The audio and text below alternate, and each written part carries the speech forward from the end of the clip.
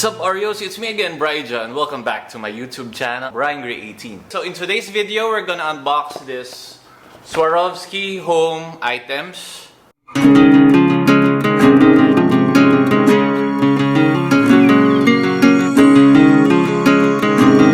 Since malapit na Mother's Day, I thought I should buy something, syempre, for my mom at home.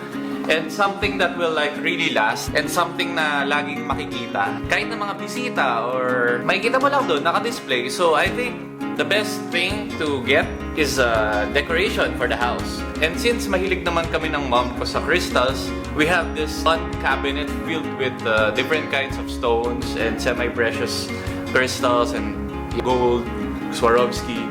So yun, so this would be the best thing to place there, syempre. Another Swarovski item, di ba? So, buksan na natin. So, Swarovski items usually come in this blue paper bag with silver ribbons and handles. Let's open it. So, dalawa yung items natin. The first one comes in this cylindrical container. And the other one comes in a box. Okay, so this is the one in the cylindrical container. So it says there, Star Ornament, Crystal, AB, Small. Not a toy. Yeah, so, okay, let's open this. Warning. What is this warning? So basically it says this product is not a toy. For decorative purposes only and choking hazard. So yun yung warning. The Star Ornament is buried deep within this too foam, so you can't just pull it out. So we have to pull out the whole thing.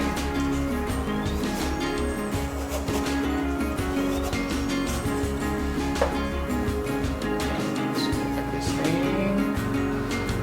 This is the Swarovski Crystal Star Ornament.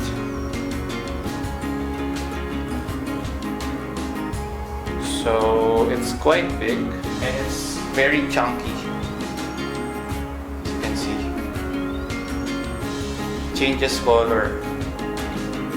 Wala siyang parang specific na color, so mas okay na hindi natin siya hawakan kasi magkakaroon siya ng mga smudges.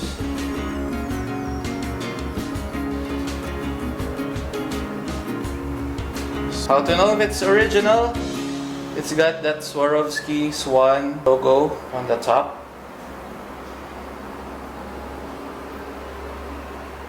There, it's here on the top. Meron siyang swan. That's the logo of Swarovski. So, yes. So, pwede ko tong gamitin na panabit anywhere. Kung saan siya mas babagay dun sa bahay. Kahit hindi Pasko. So, it's very sharp. Ayun o, sa side niya. Ang ganda rin niya from the sides, guys. Sabit sa mga speakers or microphone sa bahay or sa display cabinet, ihang siya doon. So that's the Crystal Star Ornaments by Swarovski.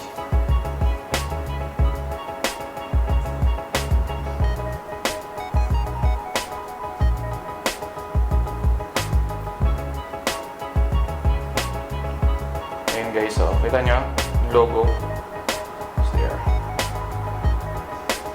Talas nito.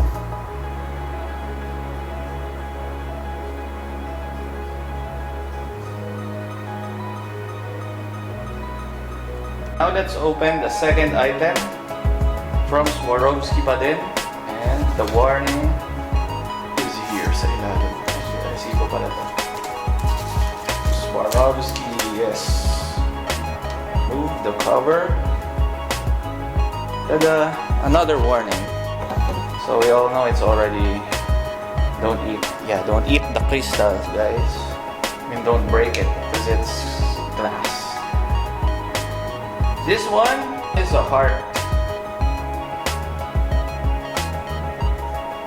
Swarovski ornament. So kita nyo naman guys, talagang fit na fit yung foam for the crystal para mas madali natin siyang makuha.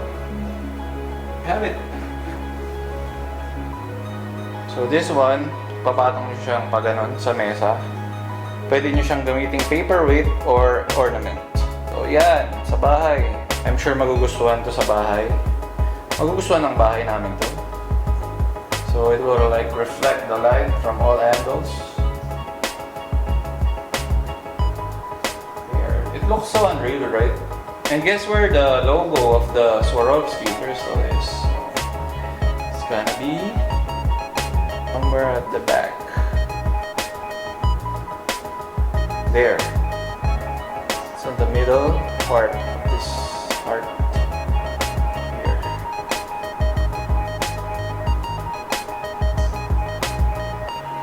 Ayun. Diba? Kita nyo yung swan. That's it. That's the Swarovski logo.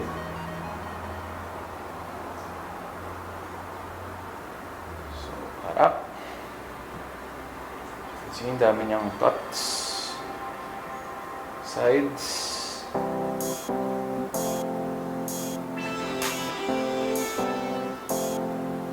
Sa ilalim. Sobrang ganda ng pagkakakat niya. Alam mong hindi ordinary yung ginawa doon na shape yung design. Natin siyang iikot para makita niyo. Gano'n siya ka-effect.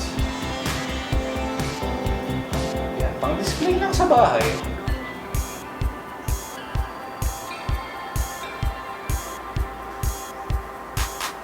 Okay, so guys, both of these items are on sale nung kinuha ko kasi sa outlet mall ko sila binili. So, for me, kung bibili kayo ng Swarovski crystals, you better check out the outlet malls first para makita nyo yung mga items na talagang on sale. Kasi these items could really get so expensive eh. But good thing it was on sale and these are like the best items na tingin ko babagay dun sa bahay namin sa Las Piñas for decorations. And as a gift na rin for my mom on Mother's Day. So ayun. Ito silang dalawa. So ayan silang dalawa. Hope you like and subscribe to my channel, Brian Gray 18 if you haven't. And click on the bell notifications button to stay updated every time I post a new video. So, kita nyo naman, tuwang-tuwa ako. So, yeah, see you again on my next video. Bye!